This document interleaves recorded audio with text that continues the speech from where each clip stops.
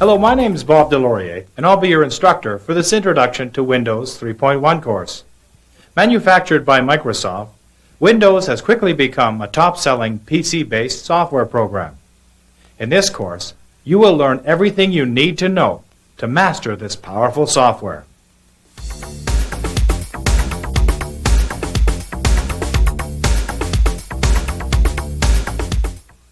In this course, you will learn the basic concepts of Windows. You will learn what Windows is all about and know in advance what you can expect from this course. Whether you're a computer expert or have never even turned on a computer before, this course is for you, because we'll take you step by step through this Introduction to Windows course. We'll show you which buttons to push and give you time to do it. We will begin with the Getting Started session. This session will show you how to install or load the Windows software disks into the hard drive of your computer, so that Windows will be available to you every time you turn on your system. Next, we will explain just what Windows are, and teach you how to create, move, change, and work with them. Then, we will work with the word processor program, and learn how to move text between two documents. You will be exploring the File Manager application, which gives you control over the programs and data on your disk drives. This course also explains copying and formatting diskettes. Formatting simply means preparing a new diskette for use in your computer. We'll also explore the Program Manager application. The Program Manager lets you load one or more programs into the computer at a time. And then, with a couple of quick keystrokes, you can change between them. You will learn the basics of Write, which is a word processor included with Windows. This course will teach you how to create, edit, and print a simple document. And for fun, we'll conclude this course with an introduction to the Paintbrush program. Let's explain what Windows is all about. If you are using a PC or compatible, chances are you've had some experience using DOS. DOS is the prevalent operating system in use today. An operating system acts as an interface between the computer programs you want to use and the physical components or hardware in your computer. DOS features commands that allow you to load programs, copy or delete files, format diskettes, and perform many other utility functions. One problem with DOS is that it's driven by text commands that you must type into the computer, such as the command to format a diskette. Windows uses a graphical interface that relies more on intuition than on memory to accomplish commands. Most people prefer using a mouse to point at a command rather than trying to remember the command name. If you are a new user, the Windows environment is much easier to use than DOS. Windows is not an operating system, but rather it's a set of programs that allow you to perform DOS and many other commands much more easily.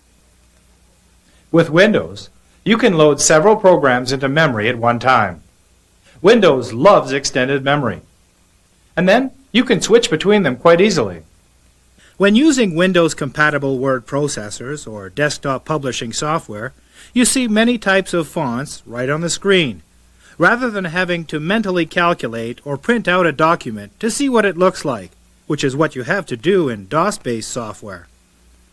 In addition to software that makes your computer more friendly to use, Windows comes with many other useful software programs, such as Write, which is a word processor, and this calculator program.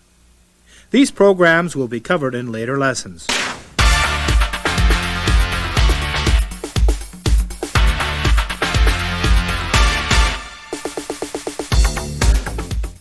Installing Windows is fairly straightforward.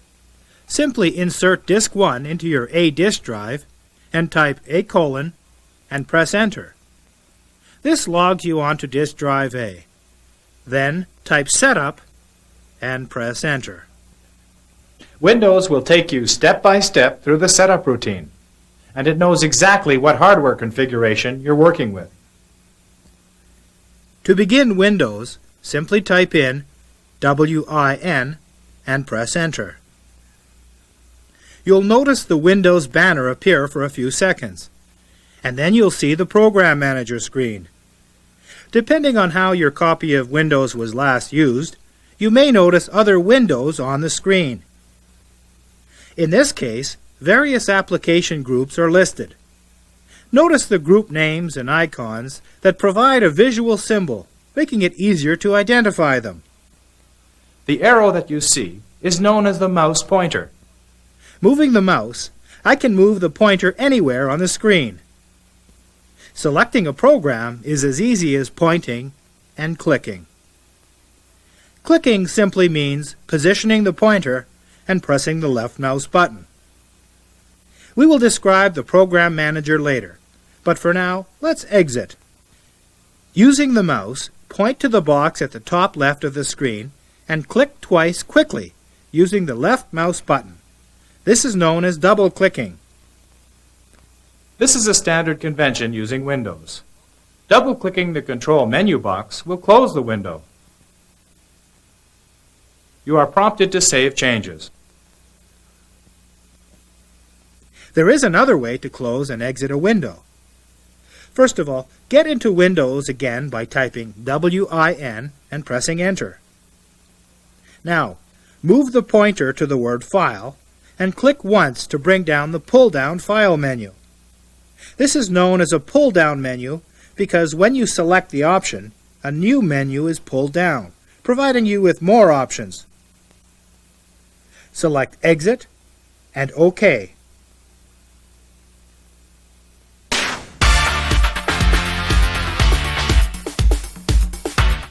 Get into Windows again and take a look at the screen. You'll notice group icons. Group icons put together applications that have a logical reason for being grouped together. Notice as I double-click my Windows Accessories group window, the application window appears, listing various programs or applications within the window. They are grouped together because they're all accessories. This is the way they first appear when you install Windows. There's a very logical reason for having several applications open at one time. At any time, you may have a word processor, an accounting package, and some spreadsheet software in memory. You may wish to take a figure from a spreadsheet, to load it into an accounting package. And then, from the accounting package, you may want to take numbers and place them in a word processing document. This is accomplished easily with Windows. In fact, you also have the ability with the object linker to make changes in one program and have them reflected in another application. The application window can be made larger or smaller by dragging the corner to a new location.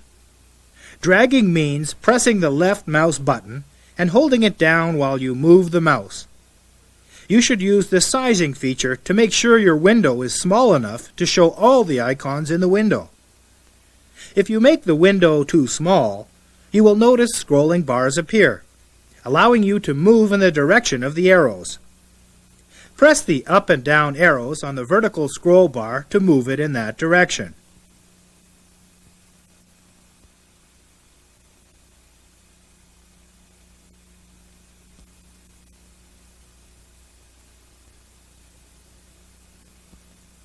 To make the window display properly, you can click and drag the icons to any position within the box. The easy way is to select the Window Arrange Icons option. You can move the whole window by clicking and dragging over the title area to the new location, releasing the left mouse button when you're done. It's also possible to use the keyboard to control windows. It's quite cumbersome and not recommended. For example, to exit, use the pull-down file box by pressing and holding the Alternate and F keys, and then press X to exit. Notice the X is underlined. The keyboard equivalents are all underlined. Click the Cancel box since we want to stay in Windows. Close the Accessories window by double-clicking on the upper left-hand box. Small boxes to the upper right-hand side of the window will allow you to maximize or minimize the size of the window. When you maximize, the window takes on the entire screen. Click the Maximize box now. When you minimize, a small icon representing the window appears. It can be brought back by double-clicking. The gray area is known as the desktop of Windows. It's called a desktop because it's easy to visualize this concept. Much the same way that you may have a clock, calculator, and this writing device on your desk, with Windows you may load the clock program, the calculator program, and the word processor.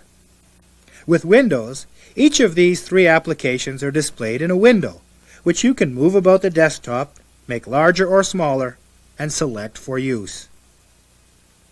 You can change the color or the pattern of the desktop. Let's try this now and customize some settings. From the Program Manager, select the Control panel. Next, select the color icon by double-clicking on it. To the right of the Color Schemes box, press the down arrow and select Wingtips. Notice the colors change. Select the blues. Work with the selection you like. When you're happy with your new choice, click OK. Now, go over and double-click the desktop icon. On the pattern, select Waffle. Next, on the Screensaver option, press the right arrow and select Starfield Simulation.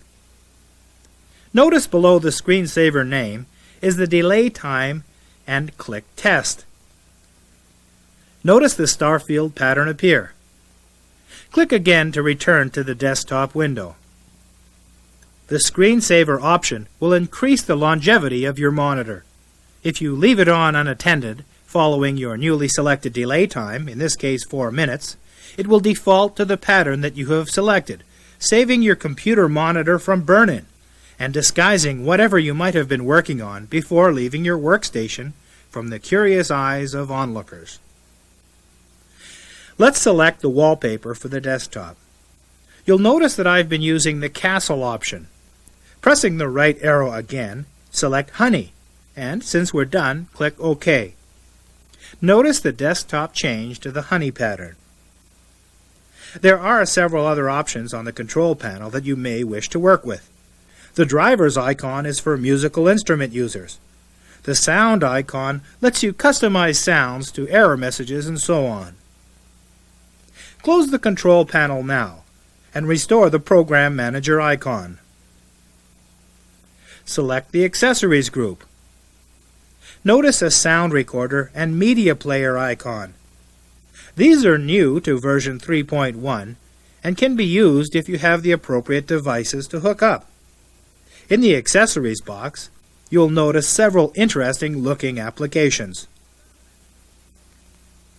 Experiment with the calendar option, and if you're in the mood for a game, try Solitaire or Reversi.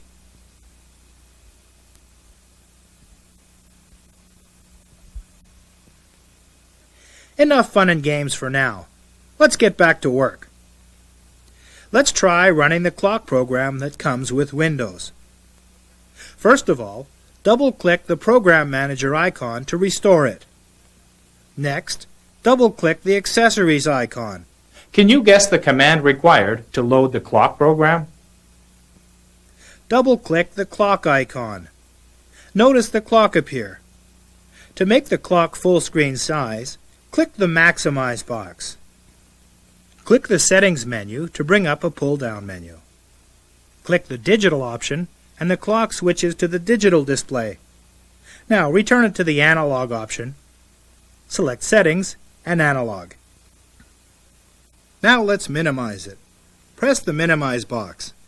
When an application is minimized, it is still exactly the way you left it. The only difference is that it's conveniently shrunk into the icon. To restore the screen, simply double-click the icon. It reappears exactly the way you left it.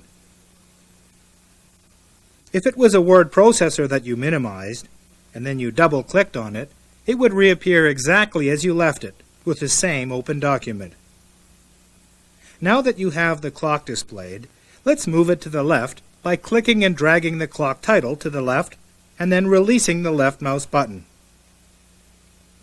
If you have problems understanding the basics of Windows, simply select the tutorial option from the Help menu. Now, let's open another window.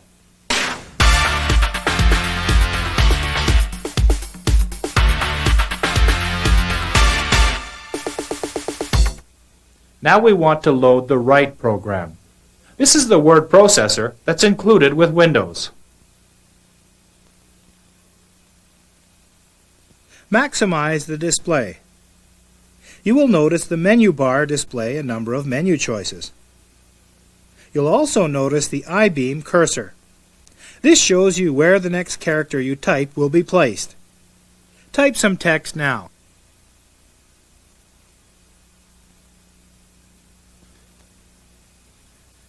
To position yourself within the text to make a correction or addition, simply move the mouse to the new location and use the backspace key or insert text as you want. To create a new paragraph, simply press the Enter key twice. Notice the special symbol that displays the end of the file. We will be working in more detail with the word processor later, but for now, we want to display the clock icon. Reduce the size of the Write window and bring up the clock. Do this by simply clicking the clock. Resize the clock and move it to the upper right-hand side of the screen. With Windows, you can have many programs working at the same time.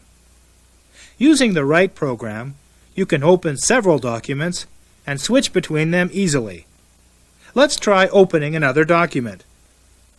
Make sure you are working in the Write window and select File to bring up the pull-down menu and Save As and type Doc1 and press Enter. To open the document again, select File from the menu bar. Notice that some of the menu selections are followed by 3 dots. Each of those options will bring up a dialog box. For example, when you select File Open, a new window appears, the Open dialog box. Several components are displayed. First of all, notice the file name with an extension. In this case, underneath it in the File box, only files having the extension .wri are displayed. To display all files, press the backspace key and type ****. The asterisk simply means all. In terms of letter conventions, a legal file name can be up to 8 letters long, followed by a dot and a 3-letter extension. Typing **** and pressing Enter, you will notice that all of the files are displayed. Notice the convenient sliders once again. Pressing the down arrow will scroll the list down. Up will move up. You can also click and drag to any location you want, or, clicking in an open area, you can move the cursor in that direction. Beneath it, you will notice the extension selector. Pressing the down arrow will display different extension options. Clicking Write File ***.wri will display only file names with that extension. Unless you specify an extension, all Write files have the extension .wri. It's also possible to change the directory. The directory represents a different location or folder on the disk. You will notice that the current directory selected is Windows. C: refers to the hard disk C, and the \Windows refers to the Windows directory. Double-click the System directory and notice that we are now in the System subdirectory of Windows. Double-click Windows once more and move back to the Windows directory. Beneath that, you will notice the Drive selector. You can select any drive on this basis. It also displays the volume name, if available, of the drive. These are some of the features of the dialog box. Select Dock 1 and press Enter to load it. Minimize the window. Minimize the Program Manager and the clock. We want to create another document. To do this, first restore the Program Manager by double-clicking the icon. Click Accessories icon and then the right icon from the Accessories menu. If you do not see the icon you want, try maximizing the window. It may simply be hiding from view. Type in the following text. This is Document 2. Save this as Document 2 by selecting File Save, Doc 2, and press Enter. Double-click the Doc 1 icon and notice that you can be working with two documents at the same time. You can also move text between documents or compatible programs. Click and drag over some text. Press Shift and Delete to cut the text and store it temporarily into the clipboard. Press Ctrl Escape to select the task list window. Double-click on Doc 2 to switch to another application. Press Shift Insert to paste the information into the new application. There. Now we have successfully transferred information from one document to another. With Windows, it's also possible to move data and graphics around using the clipboard. We'll try that a little later. It's important to note that Windows features a Help option. Click the Help option and explore the Help facility. Close the window when you've finished exploring. Pause the tape now and try the Help facility on your own. We now have several programs operating. You should now be aware of the easy way to move around between applications, and that is to use the task list. Remember, to bring up the task list, simply click anywhere on the desktop, or alternatively, press the Control and Escape keys together. This command will bring up the task list. As you can see, all the open programs are displayed. Select a window by double-clicking on the task you want. To close the task list, simply select the Close box. Double-click the Program Manager now, since we want to close all of our files and exit. Next, close the Program Manager, and the Windows program will prompt you to close each of your open documents. You have been provided with a great deal of information at this point. Stop the tape and try some of these commands on your own. When you've mastered the steps presented, continue playing the tape for more Windows instruction.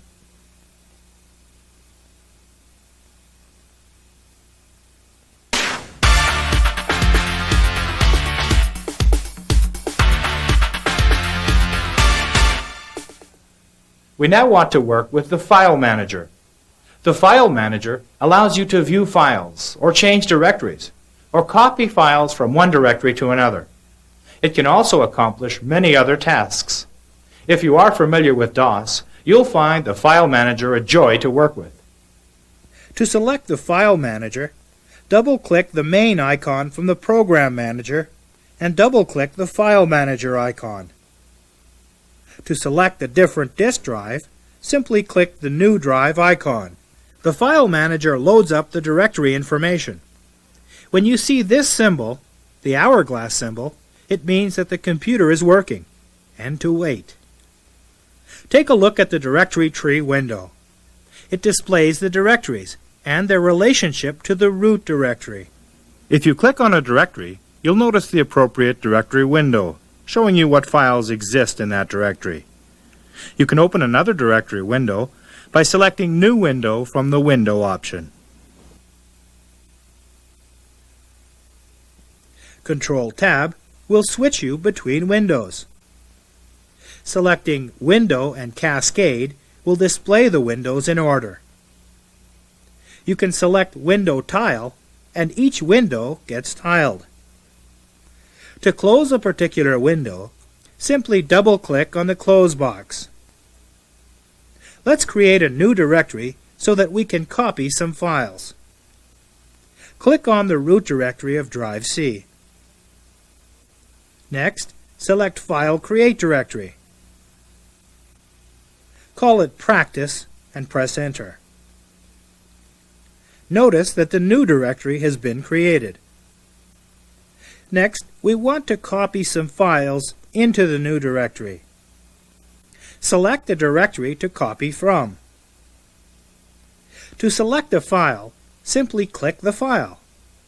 To select more than one file, click the first file, then hold the Shift key and click on the other file or files you want to include.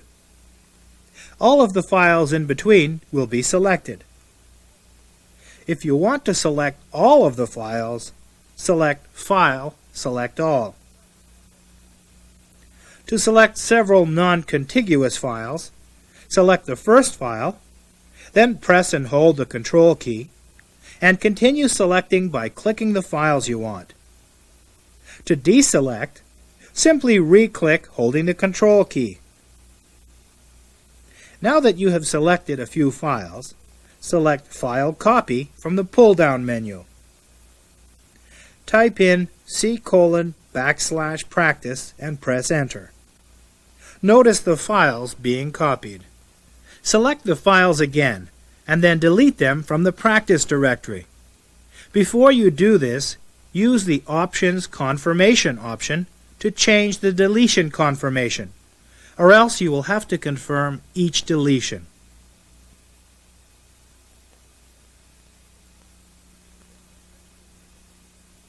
There are several ways to display the files in a directory. You can select View Name, and you will only see the name and directories. View File Details, which also includes the file creation date, the size, and attributes.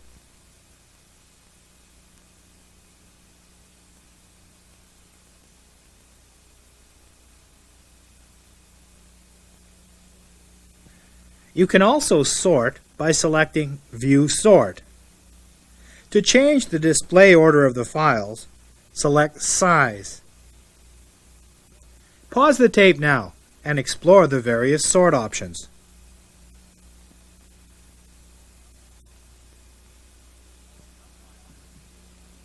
There are some files on your disk that you do not want to be erased or modified.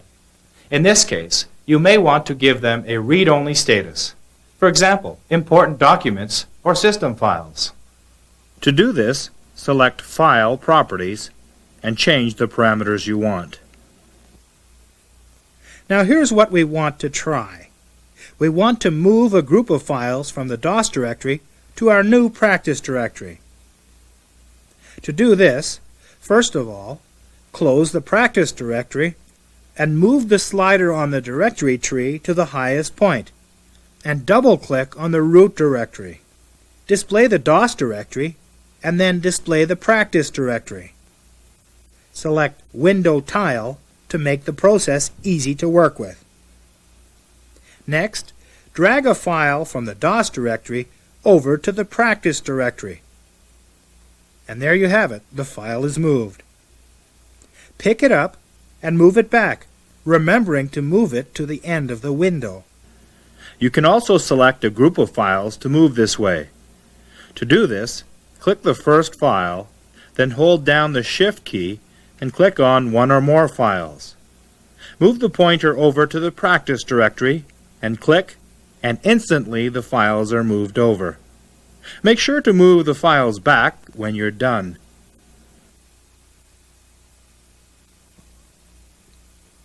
To copy, you simply press the Control key before releasing the file. If you want to rename a file, simply select File Rename and give the file a new name.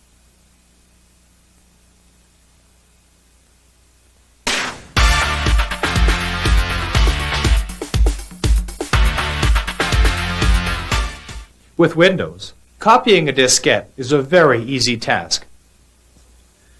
To do this, simply place the original disk in one disk drive and the blank disk in another, if you're using a 2-drive system. If you are using a single disk system, place the source disk in the drive. Select the diskette drive letter icon, usually A. Select Disk Copy Diskette. The A disk is displayed. Click OK. If you are using a single drive system, you will be asked to switch diskettes a number of times. Pause the tape and try copying a diskette. Make sure you use identical diskettes, 1.2 to 1.2 or 1.44 to 1.44.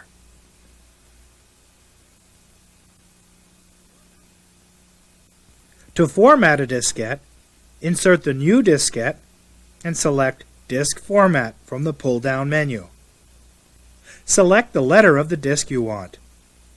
If you are using 1.44 megabyte 3.5-inch disks or 1.2 megabyte 5.25, select High Capacity. Select Make Systems Disk if you want to create a bootable diskette. Select OK. Windows 3.1 also has the ability to reformat a diskette. Use this option when you want to reformat a previously formatted diskette. Pause the tape now and try formatting a diskette on your own.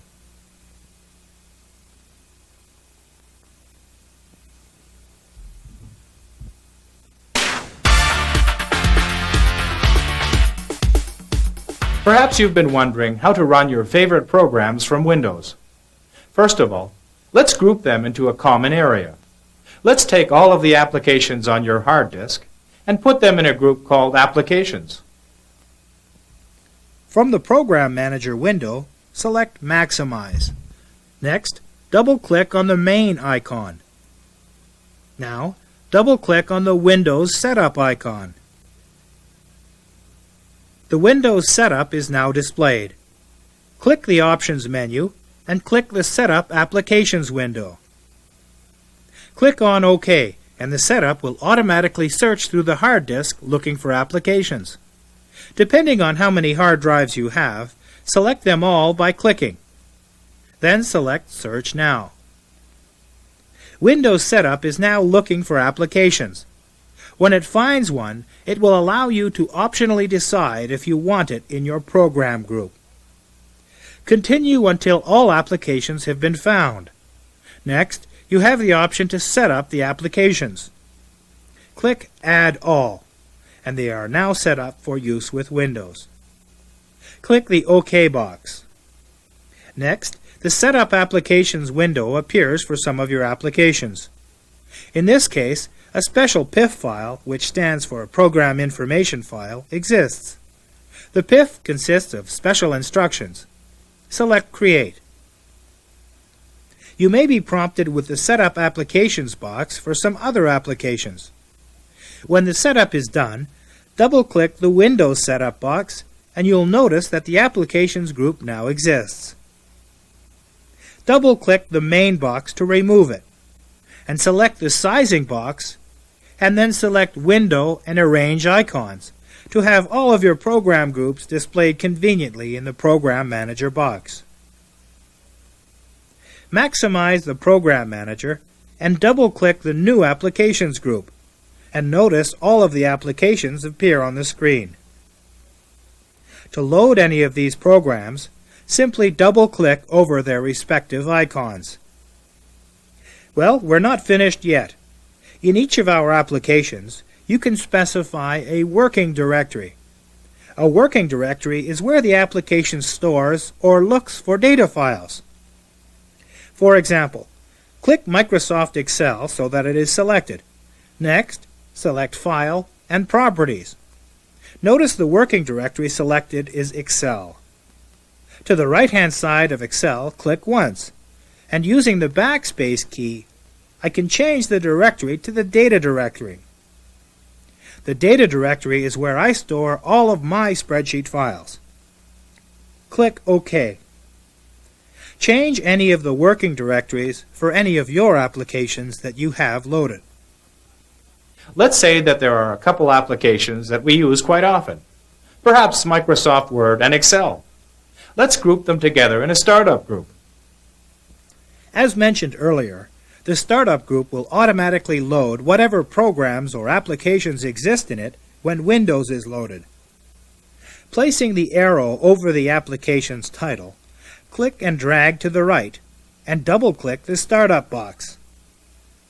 You may want to use the sizing feature to make the startup window smaller. You can also move the startup window by clicking and dragging over the title bar. In this case, I'm moving Excel and Microsoft Word into the startup window. Just for the sake of aesthetics, I'm going to make the startup window smaller. Now double-click over the startup window. You'll notice that Word and Excel do not appear in the Applications window. Double-click the Applications window now. Select the sizing box and select Window, and arrange the icons so that all of your icons are arranged conveniently. From the Program Manager, double-click to close and end the window session. Type in WIN and press Enter to load Windows. Only this time, the Microsoft Excel program and Word should load up automatically as part of the startup sequence. Notice the hourglass symbol telling us to be patient and wait. Excel and Word are now both loaded. Holding down the Control and Escape keys together, we bring up the task list. From the task list, we can move to the Excel program, to Word, or to the Program Manager. Let's move these two applications back into the Applications window from the Startup window. Pause the tape now and try this on your own.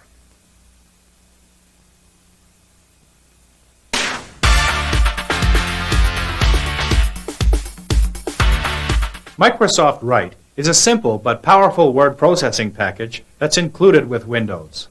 This word processor has an advantage over many other word processors. First of all, it uses standard pull-down menus that are similar in all Windows programs.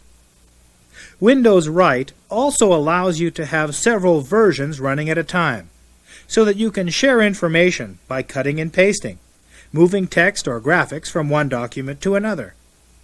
You can control fonts and font sizes, and make changes to the margins, and use other formatting techniques. Perhaps the biggest advantage of Write is that you will see what the document looks like before you print it. And Write will only display fonts that your printer can print. From the Program Manager, double-click the Accessories icon. The Accessories window appears. Double-click the Write icon. The Write program now loads. For the purpose of this exercise, click the Maximize button and notice that the Write window increases in size to cover the full screen. The flashing I-beam is known as the cursor. It shows you exactly where you are within a document. Type some sample text now. Once you have typed some text, press Enter twice to signify a new paragraph. Let's change the size of the text. Select Character, Enlarge Font. Type some more text. Notice that the text appears larger on the screen. Continue typing at rough draft speed. Never worry about making a mistake, because we can go back and correct the mistake later. As the text approaches the right-hand side of the screen, the text scrolls to the next line. This is known as text wrap. Press Enter twice to begin a new paragraph. We can change a font by selecting Character Fonts and pick up a TrueType font. In this case, Arial. The TrueType fonts are new to Windows 3.1. Select 28 for font size. There are other document enhancement techniques that we can use. Position the mouse at the beginning of some text. Press and hold the left mouse button and drag it to the right until a few words are highlighted.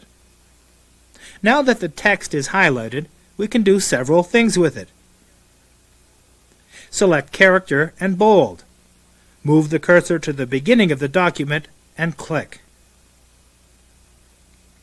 Notice that the text appears bold. Next, click and drag over an entire paragraph and select Paragraph Doublespace, and notice the document convert to double spacing. Or you can select Character and select a different font. Of course, you can reduce the size of the font by selecting Character Reduce Font, and OK. Your document and the font selections may appear different on your screen. It depends on the type of printer that you have installed. Next, click the File option. You have several options. You can create a new document. You can open an existing document. Or you can save the document or select the Save As option. This option allows you to make a copy of a document under a different name. This is handy when you need to use a sample document and make minor changes to it, such as in a form letter. You also have the option to print. The Printer Setup feature will allow you to change the printer's setup parameters. Repaginate is an option that lets you adjust the page break for each page. Next, we're going to move a paragraph. Move the second paragraph beneath the third. Do this by simply highlighting the paragraph and selecting Edit Cut. Next, position the cursor where you want the new paragraph to appear and select Edit Paste. And notice the paragraph move to the new location. Let's move to the beginning of the document. Select Find. Type in the word font. You will notice that the word font is now highlighted. The message appears, letting us know that the search is complete. We also have the option to search and replace.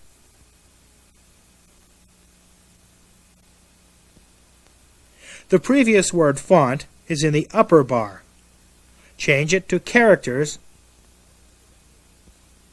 Notice the word change. Close the box and let's work on another feature.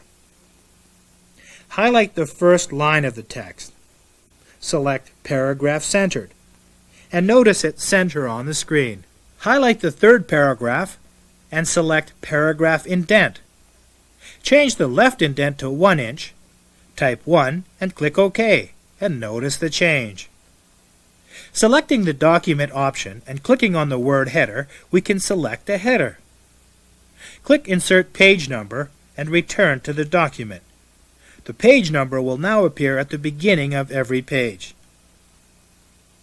Other document options include Ruler, which gives us a ruler to help judge distances, and Plan Layouts.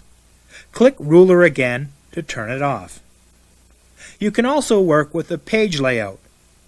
Change the right-hand margin to 4 inches and press OK. Notice the document appear narrower.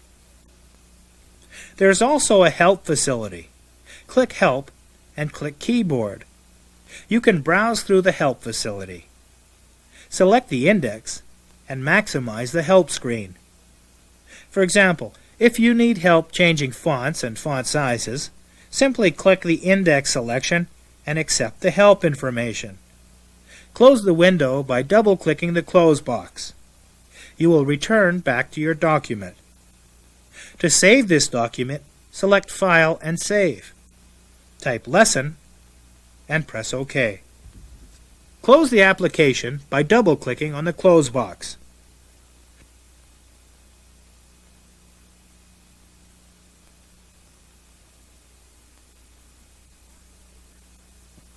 Pause the tape now and try these commands on your own. Retrieving a document is just as easy. Double-click over the right icon and select File Open, and double-click over the document you want to retrieve. And voila, it appears on the screen. The mouse is not the only way to move the cursor around the document. You can use the arrow keys to move around. Press the right arrow key to move a single character to the right. To move to the left, use the left arrow key. To move down a line, use the down arrow key. To move to the beginning of a line, press the Home key, and press the End key to move to the end of the line. To move to a previous paragraph, press 5, which is also known as the Go To key. Then press the Up arrow key. To move to the end, press 5, and then the Down arrow key. And of course, you can also use the Page Up and Page Down keys. To correct mistakes, you can position the cursor to the right of the spelling mistake and press the backspace key to delete the character. Another option is to press the Delete key. This key deletes the character to the right of the cursor. Try these commands on your own. When you're ready for more instruction, continue playing the tape.